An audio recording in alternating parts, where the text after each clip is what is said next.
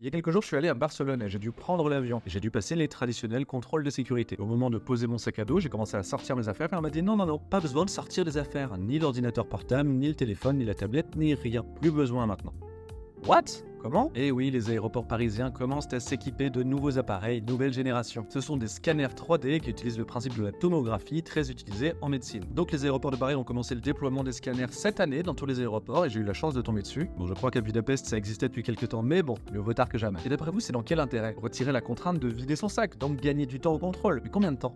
Eh ben on estime le gain de temps à environ un tiers. C'est pas mal, hein? Pour simplifier pour les nuls en maths, au lieu de faire passer 3 personnes, on en fera passer 4 dans la même durée. C'est vraiment stylé, l'image est hyper détaillée et l'appareil peut savoir quelle forme ou quelle matière d'un objet rechercher précisément, évidemment pour les explosifs. Alors c'est marrant parce que cette technologie était déjà utilisée depuis à peu près une dizaine d'années pour le contrôle des bagages qui partaient en soute. Sauf que là maintenant les appareils ont pu être miniaturisés suffisamment pour être installés dans les contrôles de sécurité des aéroports. J'espère donc que vous aurez la chance de tomber dessus lors de votre prochain voyage à l'aéroport, puisque la mise en service de tous les appareils est prévue en 2030. Faudra bien choisir la queue pendant le contrôle de sécurité. Encore une fois, le monde bouge hyper vite, j'essaie de tout vous raconter, mais faut suivre.